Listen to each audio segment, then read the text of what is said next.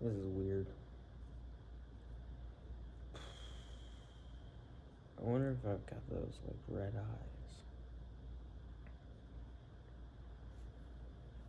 Okay, yeah. So, I just grabbed a camera and started recording. Well, I mean, technically speaking, I grabbed my phone, I went to the camera, and I started recording. I recorded a video about a month ago, and pretty much the goal of that was to talk about myself and how I'd been doing, and kind of just to get things off my chest, because oftentimes I talk to myself. I do it a lot, like a lot. It actually used to be like a favorite pastime of mine, mainly just because of the fact that it helped me process things, and sometimes I would imagine fake scenarios a lot. So yeah, I recorded a video. It was like 40-50 minutes long about a month ago, and in that video I said a lot of things, because obviously it's a 50-minute long video. But the inspiration for that video was that I had just been seeing a couple videos on my YouTube feed every once in a while, where either they had like a few thousand views, maybe it was a decent chunk of views, but it was just somebody in their room talking about how they were feeling.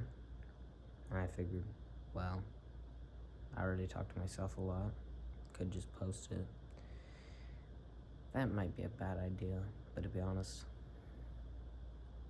a lot of my ideas are bad.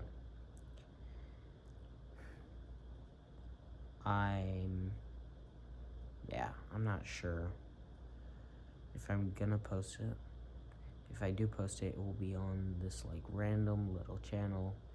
It's gonna have nobody watching it, and maybe some people will find it eventually, and maybe some people will connect with the things you're saying, but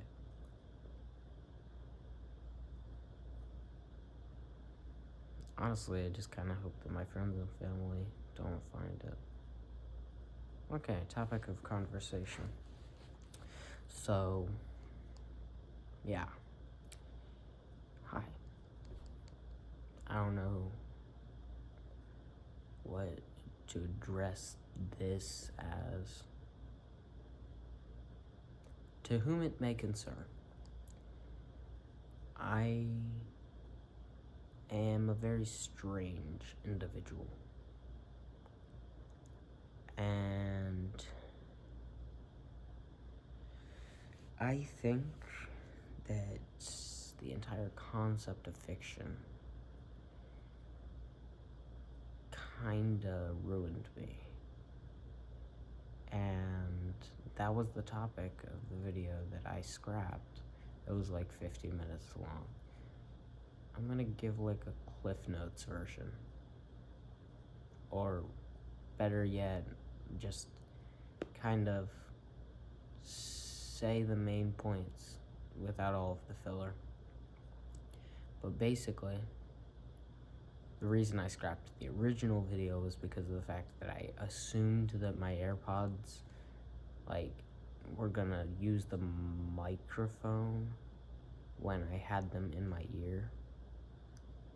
And they didn't use the microphone. And it was really windy and I was outside. So I scrapped that video. But basically the point of that video was that by being introduced to fiction from such a young age, it didn't necessarily give me expectations. Of course, I obviously knew that it was fictional, and of course I knew it was unrealistic, but by exposing me to the concepts that are in fiction, it made me aspire to be someone or something that I probably can never be, and it makes me unable to appreciate the things that we do have, like being paid very little for doing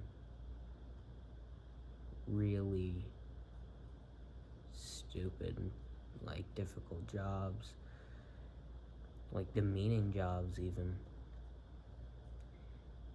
I don't have to do that, and I'm grateful for that. As grateful as I can be, I suppose. But, I mean, I'm still being pressured into doing that type of thing, because it's just, what I gotta do, but I don't know. I wasn't even gonna go to college, but the main reason I decided to go to college was really just because of the fact that I don't want to be a real adult, and B, because of the fact that I wanted to find new friends, new sense of belonging, new experiences. My old friends are fine, but we don't hang out that much. And I mean, the friends that I do hang out with fairly regularly, like, obviously they're great, nothing against them, but it's nice to be able to talk to multiple people. It's nice to have more than just those friends.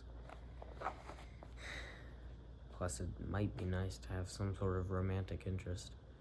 Although that is probably going to be extremely difficult because of the fact that my idiosyncrasies are very unique. It's not that me being weird is a weird thing, because obviously, like, a lot of people are weird in some form or fashion. It's just that I am not only weird in a unique way, but I'm also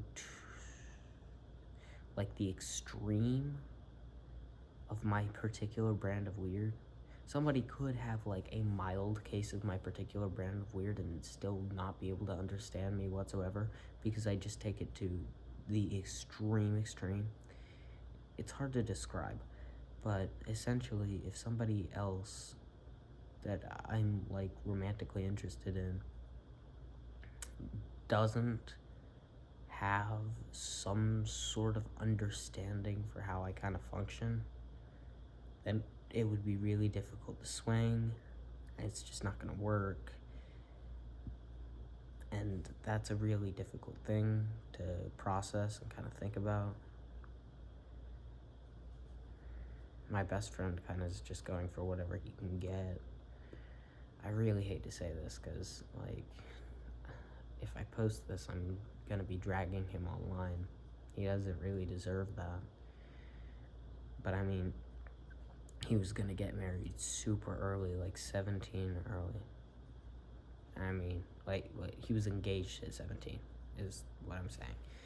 And then, turns out people change. His fiance changed into a total bitch, and they broke up. I helped orchestrate that because of the fact that I care about him. But then, like, they broke up, and then boom, he was interested in another girl like that. Obviously, it was rebound feelings, and obviously he knows that it was rebound feelings, but for some reason, he pursued them, and now they're dating. Although, I mean, it's a long distance thing. He's with her right now because he went to go visit her, but, like, it's just kind of difficult because he's been of a mind of where, like, feelings aren't a necessity in the relationship, where he doesn't even necessarily always have feelings for his current girlfriend, and I wish that he just wasn't pursuing being in a relationship so hard right after such a serious relationship. obviously it's not my place to like comment on the problems that his relationship might or might not have, especially since I don't really know the ins and outs of it, considering I don't see them in a room together ever. But like, a lot of the people around me, the point of that little tangent, and you can probably tell how ADHD I am from these just unfiltered thought processes, but the reason that I brought up him and his pursuit of a relationship is because of the fact that a lot of people will tell me, oh, well, they don't have to like match you necessarily. They don't have to understand why you're the way you are. They don't have to understand why you're so strange. They don't have to understand your little quirks. They just have to accept them. And yeah, acceptance is great. Don't get me wrong. Plenty of loving relationships are built off of acceptance and accepting you for who you are. But there's some point where I feel like acceptance and tolerance, the line kind of gets blurred there. And if you're just tolerating me, then you're gonna break eventually, because I'm not easy to tolerate. And of course, for like my friends, tolerating's fine. Because if they can just tolerate me or like accept me for who I am and tolerate me at the same time, they don't have to be around me all the time. They don't have to live with me. They don't have to like love me like in that way. Obviously, I should hope that my friends love me in some capacity, but neither here nor there. But it's different, and it should be different. I understand if people think that I'm picky or that I like have too high of standards for something that really shouldn't be that difficult, and I don't understand why I feel the way I feel, but I really feel like I need somebody to understand me, at least on some deeper level. Everybody else, even some of my closest friends, are off-put by some of the things that I say, or think, or do.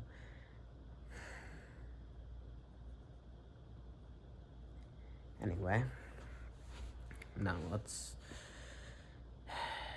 back to the main topic though. I think fiction ruined me because I didn't set expectations, but it let me dream. It let me have hope. And honestly, probably my greatest ambition in life is to just have a little garage, and in that garage have these big shelves full of fish tanks. But those fish tanks don't contain fish. They contain universes. Entire universes worth of like matter and planets, galaxies, stars. But then you zoom in a bit and you find the flagship world. And like I can customize everything about the world, the people, the things that go on, the history, and I can just kind of toggle that to what I want and kind of set it to like bake. And then when, it's kind of done cooking, I can kind of stop time right there, and then I could send myself in there as a baby. And then when I get out, I can retain all the memories from every lifetime that I've lived, every adventure that I went on. I wouldn't rig it in any sort of fashion. I wouldn't give myself plot armor, which might mean that I die 1,000 times. But I want to go on the grandest adventures. Things that we can't achieve here, that I can't achieve here.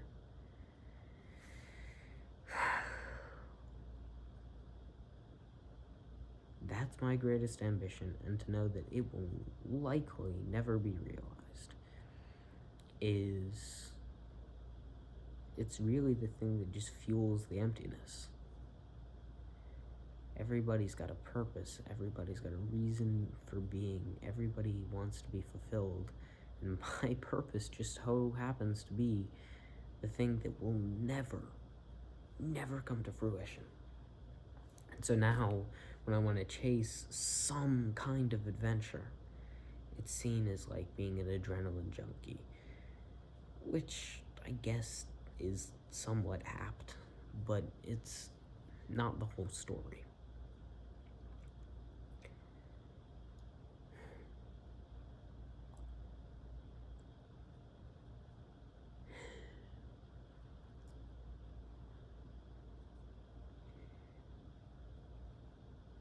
I don't know what to do.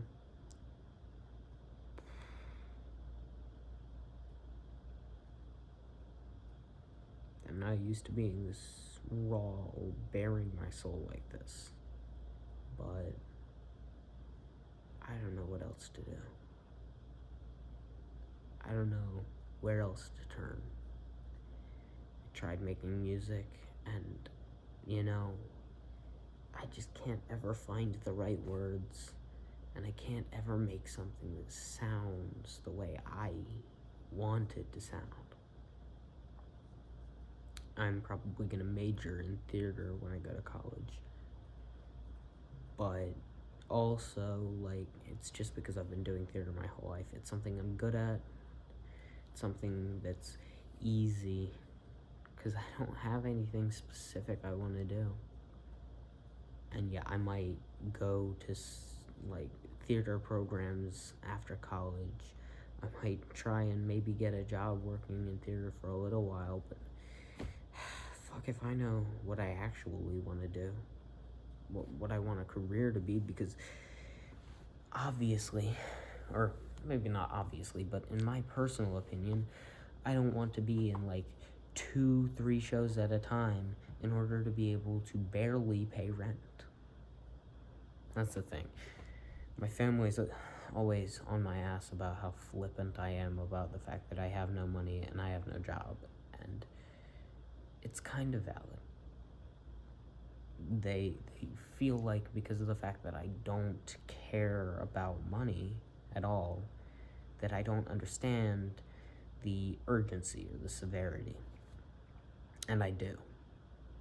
But my main issue is that I can't put up with the things that I would need to put up with in order to get that money. I've said it before, I'll say it again, I keep saying it over and over again. The issue with finding work, finding jobs at the bottom of the barrel, the fast foods, the grocery stores, the Walmarts.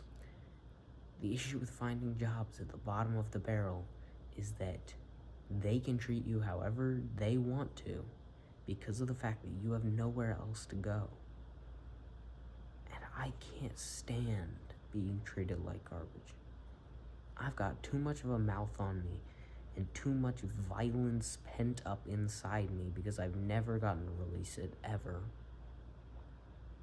I've got too much of all of that to be able to put up with middle management, anything. That's why I don't have employment. That's why I don't have money. It's not because I'm lazy. I just can't. Even if I can put up with management, even if I can put up with shitty conditions,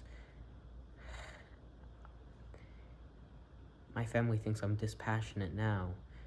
The complete lack of passion that I would have for that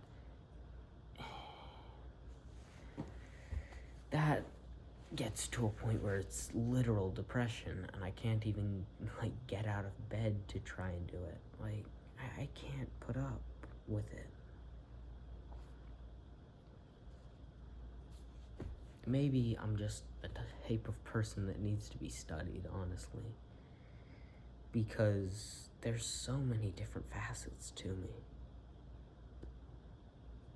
I'm going to cryogenically freeze my children's pet hamster, when I have children, towards the end of its natural lifespan, and then give it to my child for their 18th birthday, because hamsters are one of the few beings that can be resurrected from a cryogenic sleep,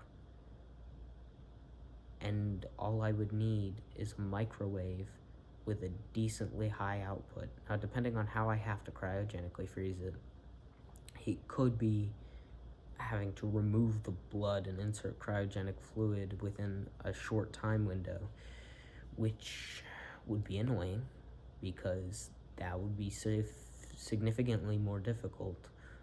There is a potential that I could add a blood thickening agent to the blood so that when I cryogenically flash freeze the hamster by dipping it in liquid nitrogen, then I could, instead of having its blood crystallize, turn that blood into an amorphous solid liquid hybrid so that the veins don't turn into Swiss cheese and it doesn't start internally bleeding when I thaw it.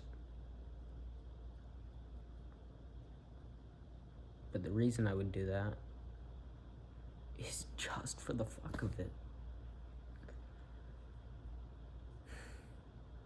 I have no reason to kill and resurrect my child's pet hamster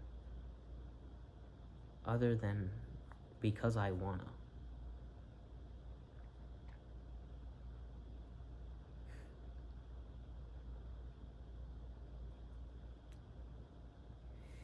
Maybe I'll record more videos, but I think this one's done. If there's anyone watching this, hi, how are you? Do you understand me? Because I'm kind of afraid no one will.